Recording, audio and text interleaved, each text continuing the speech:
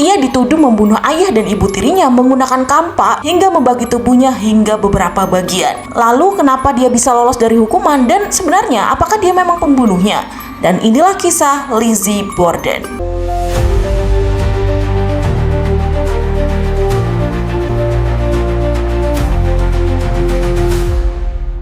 Assalamualaikum warahmatullahi wabarakatuh. Halo guys, welcome back to my channel. Balik lagi bareng aku Putri Nuari. Makasih buat kalian yang udah mampir. Dan jangan lupa buat subscribe, like, komen, dan juga nyalakan notifikasinya biar kalian gak ketinggalan cerita-cerita menarik dari aku. Jadi kali ini aku bakal ceritain tentang kisah Lizzie Borden. Jadi Lizzie Borden adalah seorang wanita kelahiran tahun 1860.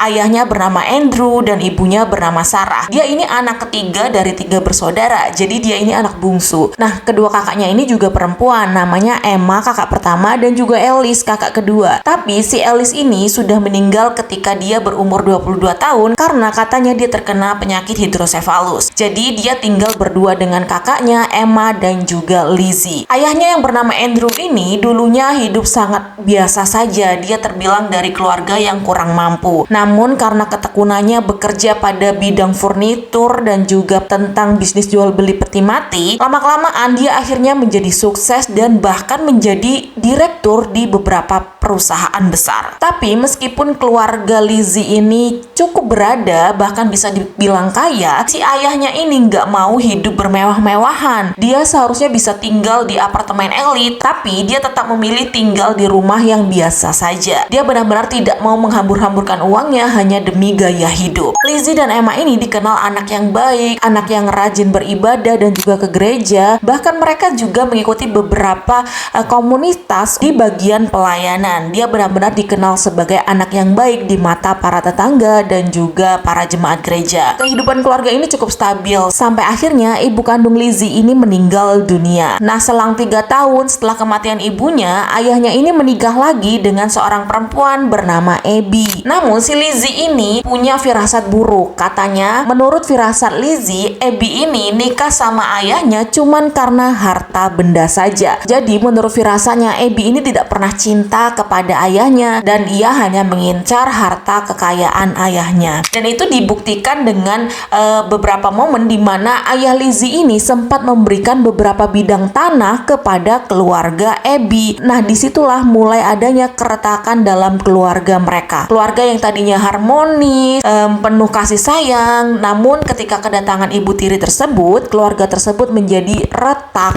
Bahkan menurut pembantunya yang bernama Sullivan, sejak saat itu mereka sudah tidak pernah lagi makan malam bareng, bercanda bareng, seolah-olah mereka hidup sendiri-sendiri meskipun mereka tinggal dalam satu rumah. Selain beberapa bidang tanah yang diberikan kepada keluarga Abby, ayah Lizzie ini juga sempat memberikan beberapa properti kepada ibu tirinya itu, dan itulah yang membuat Lizzie dan Emma semakin murka sebagai anak kandungnya. Bahkan dia sempat katanya membeli rumah yang mereka tempati itu sebagai peninggalan ibunya seharga $1, kemudian dia menjualnya kepada ayahnya seharga $5.000, dimana pada waktu itu uang $5.000 itu sudah sangat banyak sekali. Itu adalah bentuk dari kekecewaan mereka. Sampai puncaknya dimana mereka udah benar-benar kesel sama ayah dan ibu tirinya ini, Emma dan Lizzie ini sempat memutuskan untuk kabur dari rumah. Mereka sempat nggak pulang, itu adalah seminggu. Dia nggak pulang ke rumah, tapi ayahnya yang nggak nyariin karena memang ayahnya pikir mereka sudah dewasa, jadi mereka sudah tahulah jalannya pulang dan tahu mana yang benar dan mana yang tidak. Nah, setelah seminggu pelariannya ini, akhirnya mereka pulang ke rumah. Setelah mereka pulang ke rumah dan beberapa hari sempat di rumah, satu keluarga mereka itu tiba-tiba sempat kayak keracunan makanan guys, karena mereka memakan gula yang dibiarkan berhari-hari di atas kompor. Tapi menurut pendapat si Lizzie, itu pasti perbuatan Abby ataupun ibu tirinya. Dia sepertinya sengaja ingin meracuni keluarganya. Namun itu tidak pernah terbukti sampai sekarang. Nah, kemudian pada tanggal 3 Agustus tahun 1982, ayah Lizzie ini memanggil salah salah satu paman dari pihak ibunya. Ya berarti itu adalah adik dari ibu kandung Lizzy, namanya Morse. Ia mengundang Morse ke rumah ini karena ia ingin membicarakan tentang bisnis dan juga beberapa tentang harta gono ginilah, minta pendapat dari pihak ibunya supaya anak-anaknya ini merasa adil dan tidak merasa mereka itu dilupakan oleh ayahnya. Dan malam itu Morse tidur di kamar tamu di rumah keluarga Lizzy. Kebetulan kamar tamunya nih ada di lantai 2. Dia menginap semalam dan kemudian keesokan paginya mereka sarapan bareng. Di situ ada Lizzy, ada ayahnya, ada ibu tirinya, ada Morse, ada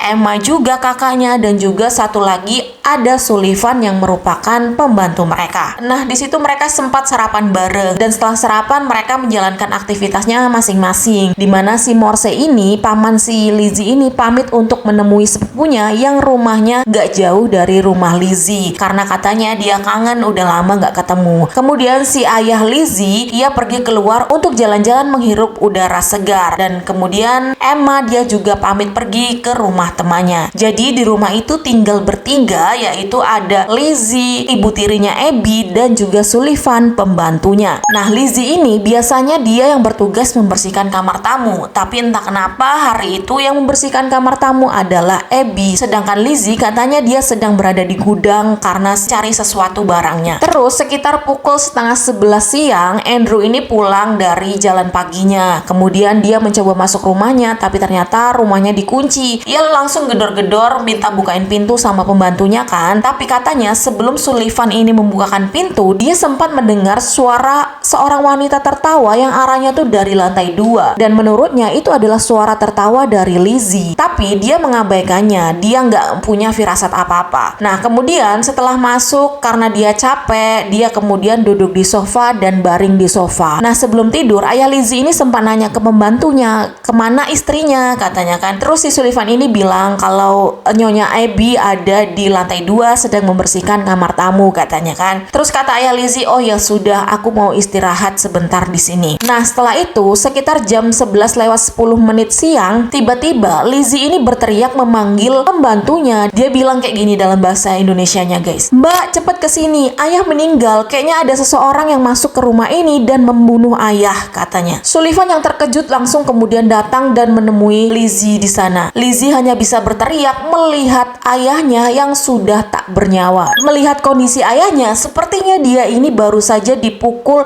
sekitar ada 10-11 kali pukulan menggunakan senjata yang sepertinya mirip dengan kampak. Kalian tahu kapak yang besar itu guys? Nah, sepertinya itu adalah senjata pembunuhannya karena memang benar-benar hancur dan darah itu di mana-mana. Ditambah lagi salah satu bola matanya terbelah menjadi 2 dan belahannya itu sangat presisi yang sepertinya memang ayahnya ini diserang ketika dia sedang tidur. Melihat itu, Sullivan langsung lari keluar dari rumah. Kemudian dia memanggil dokter pribadi mereka yang kebetulan rumahnya tuh hanya di depan rumah keluarga mereka. Dia langsung membawa dokter itu untuk ke rumah si Lizzy. Dan di sana dokter itu baru melihat sebentar dan mengatakan bahwa ayah Lizzy sudah tiada. Dan tetangga-tetangga yang mendengar cerita Lizzy pun langsung ikut datang dan melihat keadaan ayah Lizzy yang sangat mengenaskan tersebut. Dan otomatis itu merusak TKP. Dan kemudian mereka menanyakan, di mana Abby? Di mana Abby? Katanya kan. Si Lizzy ini sempat bilang katanya Abby ini sedang ke rumah temannya. Tadi dia bilang mau keluar ke rumah temannya. Namun Sullivan ini sempat ngelihat Abby di lantai 2. Jadi tanpa basa-basi dia langsung naik ke lantai 2 dan memastikan apakah Abby di sana ataupun memang keluar ke rumah temannya. Dan setelah dia sampai di lantai 2, di sana dia melihat pemandangan si Abby ini sudah jatuh terlungkup dan sepertinya dia diserang dari belakang di bagian sisi kepalanya, dan sepertinya alat pembunuhannya itu sama dengan yang digunakan untuk membunuh ayah Lizzy. Dan keadaannya pun sangat mengenaskan, darah berceceran di mana-mana dan ada luka juga di atas telinganya yang sepertinya itu adalah pukulan pertama dari sang pembunuh. Melihat hal tersebut, Sullivan langsung berteriak dan dokter tadi pun langsung ke atas dan menyaksikan kejadian itu langsung mengatakan bahwa Abby memang sudah meninggal juga. Lalu siapa pembunuhnya? Siapa yang berani masuk siang-siang ke rumah orang dan melakukan pembunuhan? Apakah orang dari luar atau memang orang yang ada di dalam rumah itu sendiri? Dan yang ada di dalam rumah itu sendiri yang masih hidup tinggallah Sullivan dan juga Lizzy. Dan selain itu, dilihat dari lukanya ini, lukanya tuh terlihat masih sangat baru. Jadi nggak mungkin kayaknya kalau orang luar, karena butuh waktu cepat untuk bisa menyelesaikan semua itu sebelum dia kabur. Tapi kalau yang melakukan adalah orang dalam, mereka nggak perlu kabur kan, karena memang mereka ada di dalam itu, jadi mereka hanya tinggal berpura-pura saja. Dan polisi ini mencurigai Lizzie sebagai sang pembunuh ayah kandungnya dan juga ibu tirinya. Karena apa? Karena ketika diinterogasi polisi tentang kejadian, Lizzie ini jawabannya sempat berubah-ubah. Dia tidak konsisten. Ketika dia ditanya sedang berada di mana ketika kejadian itu, dia bilang dia sedang membaca buku, terus berubah lagi menjadi dia sedang berada di bawah tanah karena mencari sesuatu. Pokoknya itu yang membuat polisi ini curiga kepada Lizzie. Selain itu, di ruang bawah tanah keluarga Lizzie, polisi juga menemukan ada beberapa kapak dan juga ada kapak yang tinggal gagangnya saja yang diduga itu adalah senjata pembunuhan yang digunakan untuk membunuh orang tua Lizzie.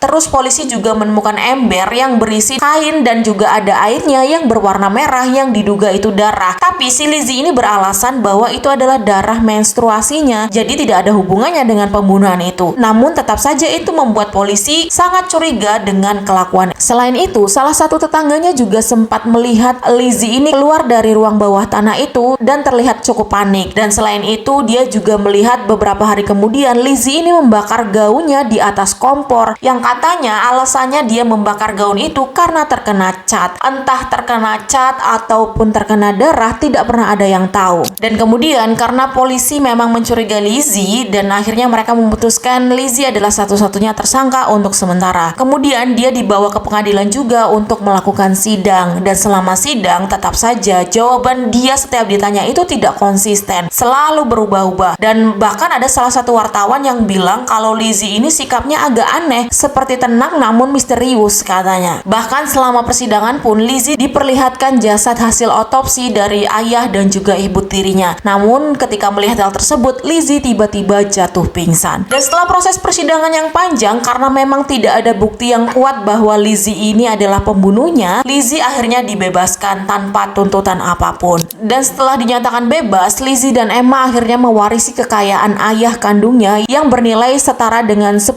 miliar rupiah untuk saat ini. Dan setelah mereka mendapatkan warisan tersebut, mereka pindah ke kawasan elit. Namun meskipun mereka mencoba pindah ke kawasan elit, Lizzie tetap dianggap jelek di mata masyarakat, dan masyarakat di sana juga tidak pernah menerima Lizzie untuk benar-benar kembali berbaur dengan mereka. Bahkan seringkali mereka mengatakan Lizzie ini berbuat yang aneh-aneh, bahkan sering dituduh juga mencuri di sebuah toko. Kemudian si Emma ini karena udah nggak tahan dengan semua omongan tetangganya, dia akhirnya memilih untuk meninggalkan Lizzie dan hidup sendiri. Kemudian Lizzie mengganti namanya menjadi Elizabeth dan hidup menyendiri, mengumpulkan kekayaan hingga akhirnya dia meninggal pada usianya ke-66 tahun karena radang paru-paru. Dan 9 hari kemudian kakaknya Emma juga meninggal dunia, dan akhirnya mereka berdua dimakamkan secara berdampingan. Dan menurut kalian, apakah Lizzie benar-benar orang yang membunuh ayah dan ibu tirinya, atau ada orang lain yang masuk menyusup ke rumah itu? Tapi kalau memang ada orang lain, seberapa kecepatan yang dia miliki untuk bisa membunuh dan kabur dari rumah tersebut tanpa meninggalkan jejak? Coba kalian tulis di kolom komentar pendapat kalian.